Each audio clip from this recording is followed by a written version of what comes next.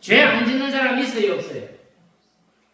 나는 죄 안 짓는데, 나는 감옥에 간 적도 없는데. 그런데 여기에 의인은 예수 그리스도의 십자가.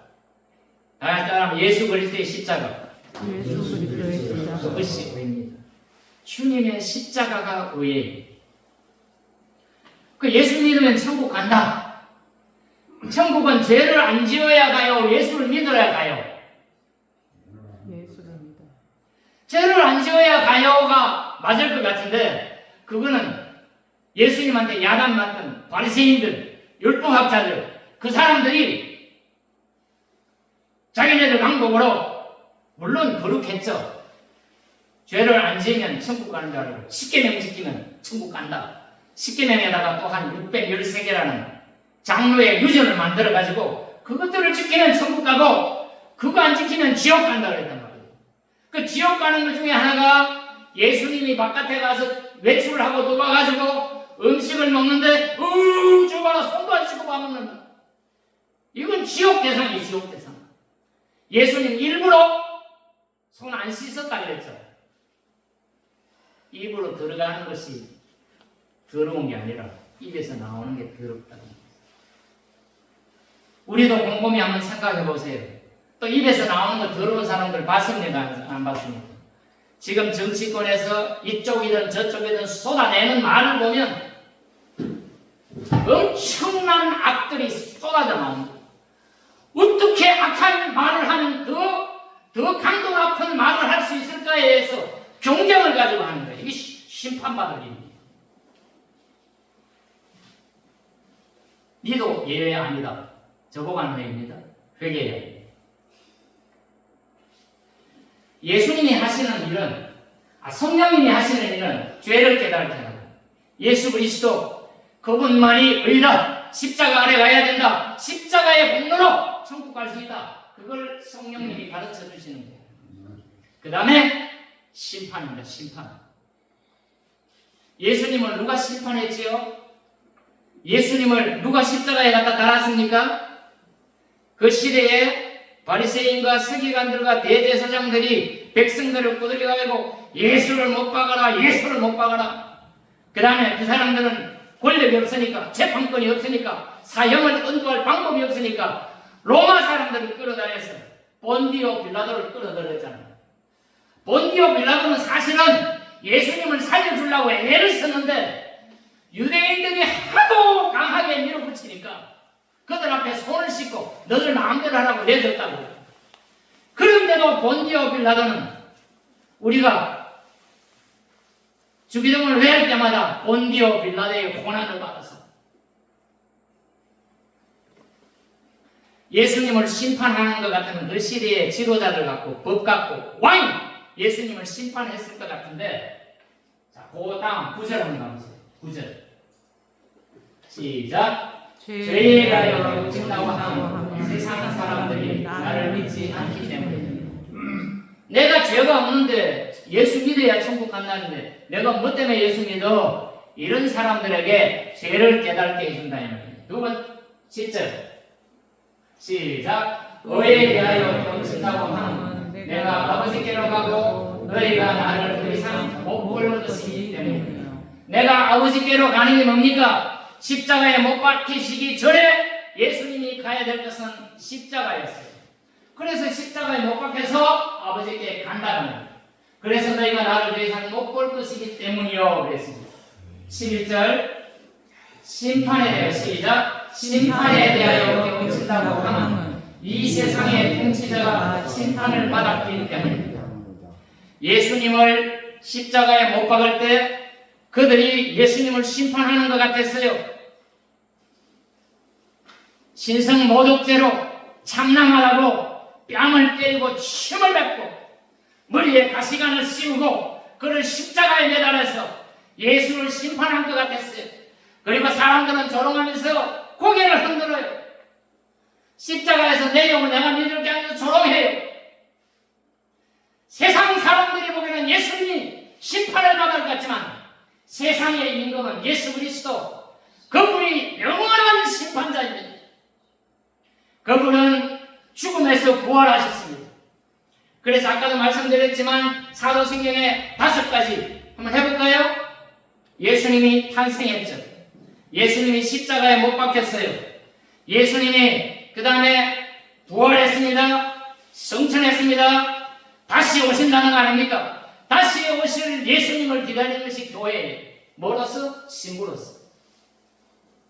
정결한 신부로서 그토록 고대하고 고대하는 신랑을 기다리는 신부로서 마지막 5개 중에 하나가 남아있는데 그 재림이 남아있습니다.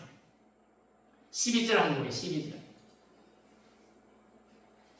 12절 시작. 아직도 내가 너희에게 할 말이 많으나 너희가 지금은 감당하지 못한다. 제자들에게 다 가르쳐주는데 못 깨달아요. 그러나 우리는 지금 성경을 읽으니까 깨달아야 되잖아요. 마태복음 봤죠? 마가복음 봤잖아요. 오늘 마가복음 제가 읽어보니까 어땠어요? 이래도 안 믿어지나 이런 생각이 들 정도로 마가복음을 눈여겨 읽어보면 예수님의 심정과 하나님의 심정이 우리 속에 가득가득 들어있잖아요. 그러니 이사야 35장 이사야 35장 5절을 보겠습니다. 예수님의 예언이 여기만 되어 있는 건 아니지만 예수님이 메시아로 이 땅에 오실 때 예수님은 누구의 혈통에서 오느냐? 다윗의 혈통에서 와야 메시아예요. 그런데 그분이 오면 어떤 일을 한다는 걸 성경 여기저기 엄청나게 기록되어 있지만 특별히 오늘 말씀과 기록된 것은 이 부분이에요. 예수님께서 눈먼 봉사, 그 다음에 말을 못하는 사람, 말을 못하는 게 뭡니까? 안 들리니까 말을 못하잖아요. 근데 마태복음에 보니까 귀신이 들렸어요. 어떤 애가 귀신이 들려가지고 눈도 안 보이고 말도 못하고 귀가 안 들려. 그걸 예수님이 고쳤어요. 예수님이 고치니까 바리새인과 서기관들이 그 광경을 보고 메시아가 아니면 이런 일을 할 수가 없다라고 거기에서 무릎을 꿇어야 되는데 귀신의 왕 바알세불을 우리 누가복음에도 했죠? 마태복음에도 그대로 나오는 거예요. 귀신의 왕 바알세불을 힘입어서 귀신을 쫓아내고 그렇게 해야 한다고 했어요. 자, 시작. 그때에 눈먼 사람의 눈이 밝아지고 귀먹은 사람의 귀가 열릴 것입니다. 이런 구약 성경의 말씀을 이루게 해서 그대로 예언대로 신약에 오셔서 예수님이 행하는 거예요. 그래서 그 예언대로 눈먼 사람 눈뜨게 하고 귀먹은 사람 귀를 열어주고 있는데 저분이 메시아인데 라고 해야 되는데 이놈의 바리새인과 서기관들은 그 정도가 되는데도 불구하고 귀신의 왕을 힘입어가지고 귀신을 쫓아낸다니까 예수님이 극도의 처방을 내리는 예수님을 안 믿는 것은 용서받을 수 있지만 성령을 거역하는 것은 용서받을 수 없다. 그러니 우리 형님 이렇게 빨리 교회 온 것처럼 교회 오세요 계속 얘기하는데도 나는 교회 갈 필요가 없어. 내가 잘못도 없고 나는 잘못 저지른 것도 없어. 교회가 나한테 뭐가 필요해. 이렇게 해서 계속해서 거부하는 사람은 오늘 말씀대로라면 뭘 거역하는 거예요? 성령을 거역하는 거예요. 그러니까 그 성령을 거역하는 바리새인과 율법사들을 예수님이 준엄하게 야단을 치시는 거예요. 전도를 해보면 별별 사람이 다 있잖아요. 어저께 임상숙님 지금 고구마를 캐고 계신데 고구마 피는 데 갔는데 문막에서 한 분이 오셨어요. 그 어디서 오셨어요? 그랬더니 경상도 말았어요. 고향이 어디요? 그랬더니 영주래, 영주. 어이구, 제 아내가 영주 사람이에요. 제 아내가 영주에 오서 그러는데 이거 진짜 가까워졌죠. 그래서 문막에서 35년간 살았대요. 그 노창호 하고 둘이 친구해버리네. 자기가 나이 조금 더 먹어. 아이고, 그럼 빨리 교회 와야 되겠네. 이분이 지금 버티고 있는데 둘이 손잡고 교회 와야 되겠네. 이렇게 전도를 하는데 그런 사람은 조금 유한데 어떤 사람은 눈에 쌍신지를 켜고 그냥 이상하게 반응을 하고 이제 교회 올만한데 안 오는 거예요.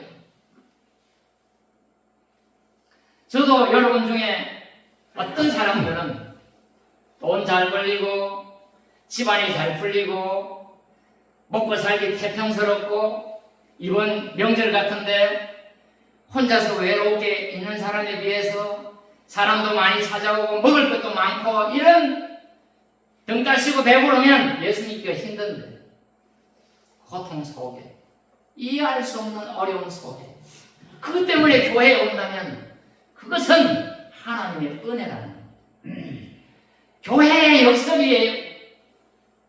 높아지기를 원하냐? 낮아져라. 너무너무 잘 나가고 돈도 잘 벌고 자식들도 잘 되고 그러면 떵떵거리고 살면 예수 믿기가 힘든데 어려움 때문에 교회에 왔다. 하나님의 철저한 은혜다. 저도 예외가 아닌 사람이에요. 사랑하는 자식교인 여러분, 오늘 성령님이 우리에게 오셨습니다. 우리는 알지 못하지만 성령님은 각 사람들에게 모든 사람들에게 와가지고 모든 사람이 다 구원받기를 원하는 거예요. 하나님 앞에 용서받을 받지 못할 죄는 단 하나도 없습니다.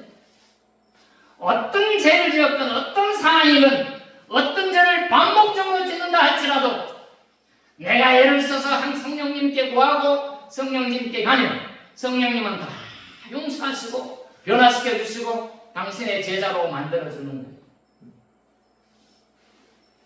저도 현찮지만 성령님을 의지하려고 무지하게 애를 쓰고 있습니다. 여러분들은 그것을 모르겠지만 저와 항상 같이 사는 제 아내는 저 사람이 지금 어떤 형편에 있는지 설교는 어떤 형편에서 이렇게 하는지 이거 지금 불꽃 같은 눈동자로 다 보고 있잖아요. 성령님이 오늘 오셔서 그저 그냥 와 있는 것 같지만 오늘 이 시간 이 순간 성령님은 내게 오셔서 예수 믿게 한다고 말입니다. 예배 드리게 한다고 말입니다. 그러니 이번 명절에 가장 중요한 것은 할 수만 있다면 안부 전화를 하든지 함께 와 있는 사람들에게 어떻게 하면 하나님을 전할까? 표까지 써가지고 잃어버린 자를 찾아서 누가복음 19장 10절 해놨는데 나는 관심이 없어. 누구 한 명을 데려올까에 대해서 또 부담 가지고 부담됩니까? 부담되라고 하는 소리입니다. 누구 한 명을 데려가 목사나 데려오겠지 이래 생각하지 마시고 누구 한 명을 데려올까? 우리 교회 안 와도 좋습니다. 가까운 교회 가라고 얘기해도 정말 신사입니다. 누가복음 내내 잃어버린 자를 찾아서 이거에 대해서 계속 할 테입니다. 오늘 복음서에는 구원적인 측면에서 성령의 역사를 얘기합니다. 복음서가 어디죠? 우리가 지금 읽었잖아요. 마태복음, 마가복음, 누가복음, 요한복음. 이건 구원적인 차원이에요. 우리가 누가복음 끝나면 사도행전을 갈 텐데 사도행전에는 선교적 차원에서 성령의 역사가 어떻게 일어나는지. 그럼 복음서에 성령님 어떻게 하는 거예요? 죄에 대하여, 의에 대하여, 심판에 대해 가르친다는 거예요. 우리를 심판하실 분은 누구예요? 미국 대통령입니까? 한국의 대통령입니까? 재판장에 앉은 판사입니까? 그날이 오면 그들은 하나님 앞에 무릎 꿇지 않으면 그들의 무릎은 사시나무 떨듯이 뜰 것입니다. 아무리 떵떵거리고 아무리 모든 사람을 호령할 것 같지만 예수님이 재림하는 그날에 모든 사람들은 그 발 아래 심판자 되신 그분의 주권 앞에 무릎 꿇지 않을 수가 없습니다. 그때 우리는 떨리지만 우리의 이름을 탁탁 불러내는 거예요. 탁탁 불러내가지고 고생했다, 잘했다, 애썼다. 그래서 고통 속에 있는, 고난 속에 있는, 치욕 속에 있는 아무도 모르게 흘리고 있는 나의 눈물을 닦아줄 분이 예수 그리스도 그분이라. 대통령이 내 심정을 알면 신문고에다 막 써올리면 대통령이 해결하잖아요. 한계가 있잖아요. 예수님께서 나를 어떻게 대해 주실지 기대하고 고통하는, 걱정하지 마시고 여러분들 중에는 제가 볼 때는 성령을 해방하는 사람은 없어. 성령을 해방할 수 있는 가장 큰 가능성이 있는 사람 목사예요. 목사. 설교는 소리 높여 떠들면서 그렇게 살지 않고 하나님 앞에 반듯하게 모범을 보이지 않고 말만 문지르르 하면 그것이야말로 성령을 해방할 수 있는 가장 큰 가능성이 있는 사람인데 자식이 온 여러분들은 전부 다 착하잖아요. 맞죠? 네. 진짜 그런가 보네. 아멘. 나보다 착해요? 아멘. 맞습니다. 여러분들 중에는 저 성령에 모독하는 것 때문에 두려워할 사람이 저는 없다고 생각해요. 그러나 끊임없이 고해도 걱정하지 마세요. 걱정하지 마세요. 그래놓고 안 나오면 이런 사람들이 성령을 모독할 가능성이 있는 거예요.